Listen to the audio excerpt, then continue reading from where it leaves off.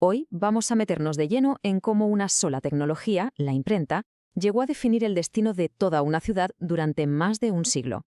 Es una historia fascinante de tinta, de ideas y sí, también de terremotos. Una máquina para la felicidad. Fijaos qué maravilla. Así es como un historiador describió la imprenta en los inicios de Chile. Vamos a pararnos un segundo a pensar en esto. No la veían como un simple cacharro mecánico, no, para nada. La veían como un auténtico motor para el conocimiento y el progreso. Y esa es precisamente la historia que vamos a desgranar aquí. Vamos a seguirle la pista a esta máquina para la felicidad para ver cómo fue transformando una capital de provincias página a página, idea a idea. Bueno, pues nos vamos a principios del siglo XIX. La llegada de la primera imprenta moderna a Chile no fue un evento cualquiera, que va, fue una auténtica fiesta. Hay que imaginarse el revuelo, la gente emocionada con el primer periódico en la mano, sintiendo que de verdad se abría una puerta a un futuro mejor, a un futuro sin ignorancia. Es que, escuchad esto. El primer periódico de Chile, La Aurora de Chile, lo anunciaba con estas palabras. Capturan a la perfección la esperanza tan bestial que se puso en esta nueva tecnología. Se veía, literalmente, como la herramienta que iba a sacar al país de las sombras. Vale, y ahora vamos a ver cómo aterriza todo esto en Concepción.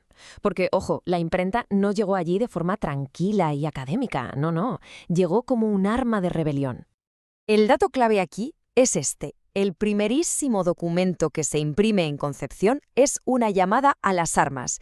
El general Ramón Freire, que estaba harto de lo que él consideraba abusos del gobierno, usa una prensa portátil, una prensa de campaña, para dejar muy claras sus intenciones. Leed esta frase. Es que es potentísima.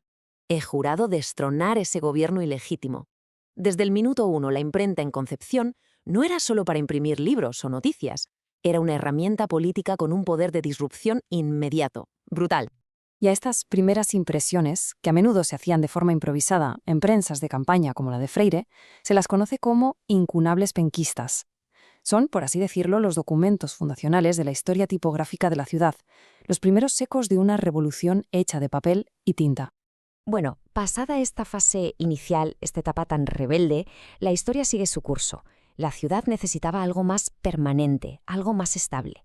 Y así es como llegamos al primer taller de imprenta de verdad.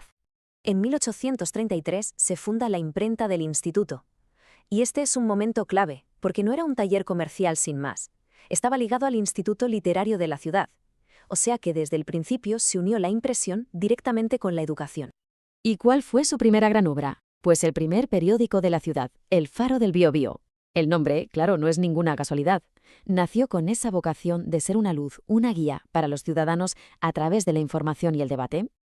Pero, justo cuando todo parecía despegar, llegó la catástrofe. En 1835, un terremoto devastador que se conoció como la ruina arrasó la ciudad. El rector del instituto solo pudo informar de que las herramientas, la imprenta, todo estaba literalmente bajo los escombros. Parecía el final. Y sin embargo, de esas mismas ruinas iba a resurgir algo incluso más fuerte. La destrucción no fue el fin de la historia, sino todo lo contrario. Fue el catalizador para que naciera una verdadera y poderosa industria de la imprenta. Fijaos bien en esta cronología. Después del terremoto hay un silencio de 7 años. ¿Pero qué pasa a partir de 1842? La recuperación es rapidísima.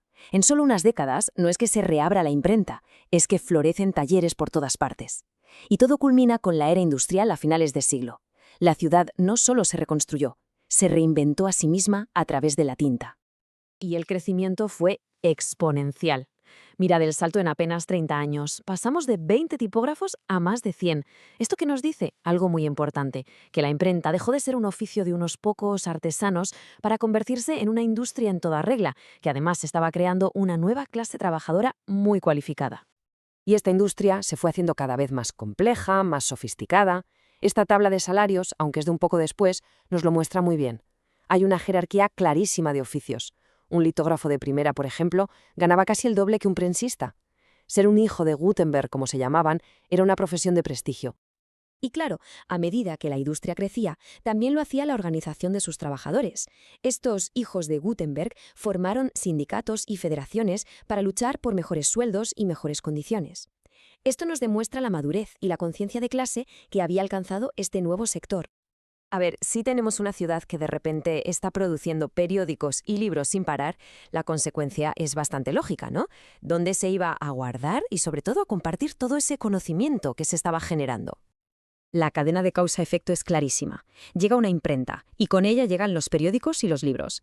Esto da lugar a una industria, y una industria que produce conocimiento en masa genera una necesidad, una demanda pública, de acceso a ese conocimiento. El siguiente paso era obvio. Es que aquí está la clave de todo. La imprenta no solo creaba objetos físicos, como libros. Lo que estaba creando de verdad eran los cimientos para una ciudadanía más culta, más informada. Y esa ciudadanía necesitaba un lugar de encuentro con todas esas nuevas ideas. Y así, finalmente, el círculo se cierra. La primera biblioteca pública, la que estaba ligada al instituto, abrió sus puertas ya en 1833, pero fue la creación de una biblioteca pública municipal décadas más tarde la que culminó todo este viaje. La máquina para la felicidad por fin había construido su propia casa para los libros. Y nuestra historia termina curiosamente como empezó, con la tierra temblando. El terremoto de 1939 fue otro cataclismo que sacudió la ciudad. Y de alguna manera sirve como un potente punto y final para esta era fundacional, un recordatorio de esa mezcla de fragilidad y resiliencia que definió toda la historia de la imprenta en Concepción. Y claro, todo esto nos lleva a una última reflexión.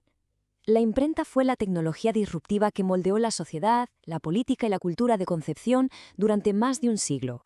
Al ver esta historia, es inevitable preguntarse, en nuestra era digital, ¿cuál es nuestra máquina para la felicidad? ¿Qué tecnología está jugando hoy ese mismo papel? Y sobre todo, ¿cuál es la casa para las ideas que estamos construyendo con ella?